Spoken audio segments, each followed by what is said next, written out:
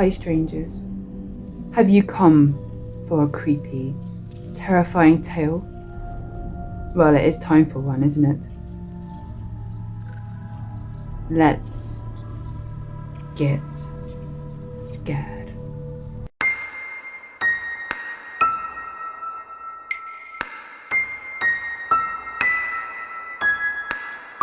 Hello strangers, you're back, I see. Back for another creepy, terrifying tale. Yes, the chill of winter is hanging in the air. Today's tale is from one of them things most of us have had in our lives. Something we use for comfort. You know, that thing that used to comfort us as a child.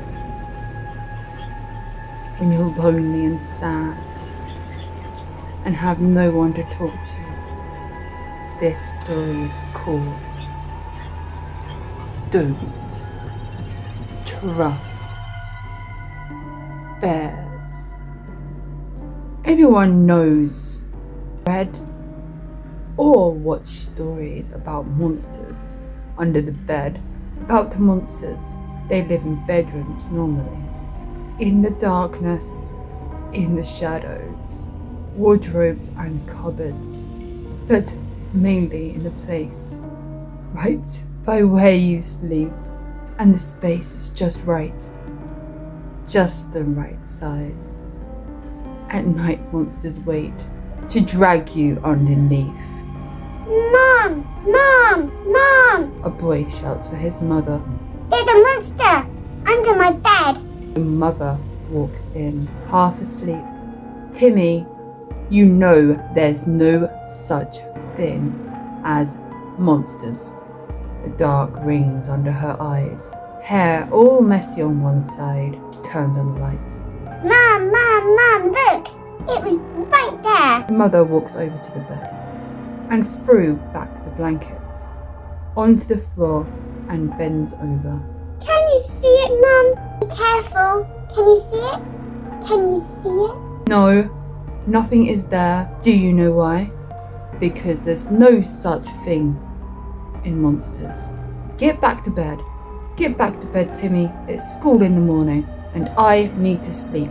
She tucks Timmy back into his bed. Look, do you think you'd have your own room if there was monsters in here? She kisses the top of his head and walks towards the door and turns off the lights. Good night, Timmy.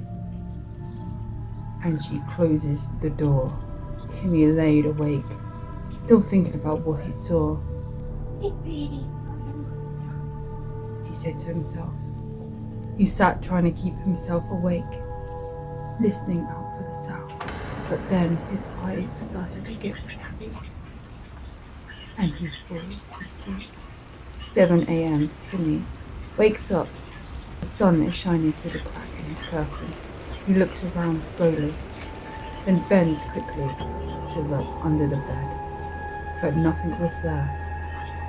Just his old teddy bear, called Mr. Bear. It had a sound box you could record on. He pushes the button, trying to remember the last thing he recorded.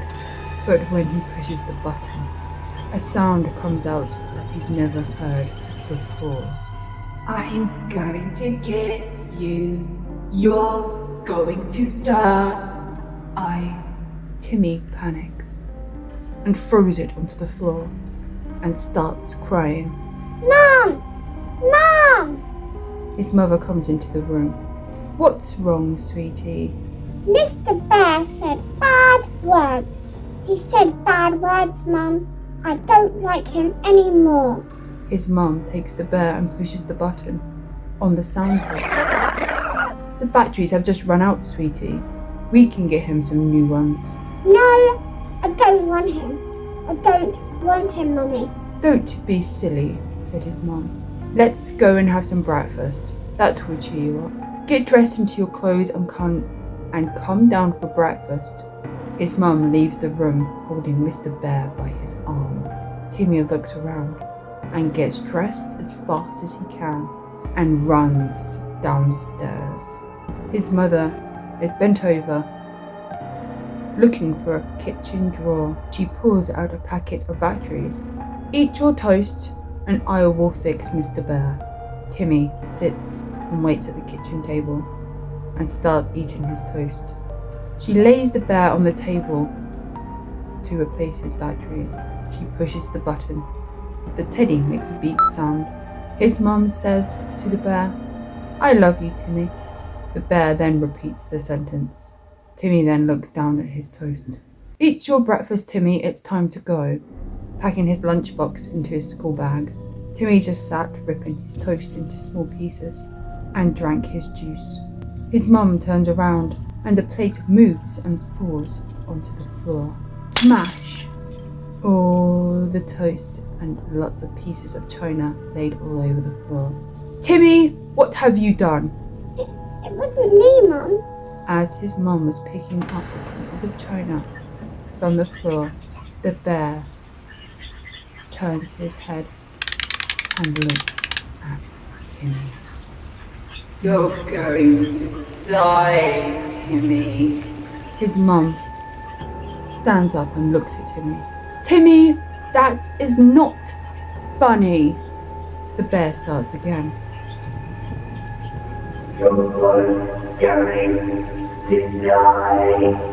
They both stood and steadily walked backwards towards the back door, not taking their eyes off the bear, the old tattered bear on the kitchen table. "Timmy, what did you do to Mr. Bear?" No, Mummy, it's the monster. It must be. The bear moved its head sideways, and its black eyes followed them across the room. They both stood, completely confused about the situation. They looked back at the table, but the bear was gone. Where was the bear? They looked all over the house for Mr. Bear, but he was nowhere to be seen. And to this day, nobody has found the bear. The old, stuffed, black-eyed bear. But 10 years later, Billy was now 17, and he was in bed. He woke up, rubbing his eyes, yawned, but then heard something he had not heard in a long time. "I'm going to get you. You're going to die." He sits up slowly to see his old bear sitting on a chair next to his bed. Timmy's mum wakes up to the sounds of screams, but she looks mad. She shouts from her room, "Timmy, will you behave and turn off your games or videos and get ready for college?" The noise stopped. She smiles. "Well, that's a first time for everything," she mutters to herself. She gets up and puts on her purple dressing gown and steps out of her room. She noticed it was very eerie and quiet. "Timmy!" she shouts, walking towards his bedroom door.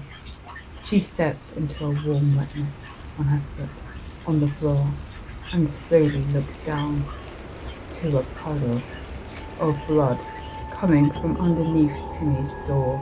She starts shouting and hammering the door with her fists. He always locked his door for his privacy. She started to panic and ran for her phone, but slipping, she slips over and she bashes her head on the hard wooden floors, knocking herself out. No one ever found her body or found the reason for Timmy's death, and to this day, no one knows about the bear, and you'll never know. One day, Mr. Bear might be under your bed, waiting for you.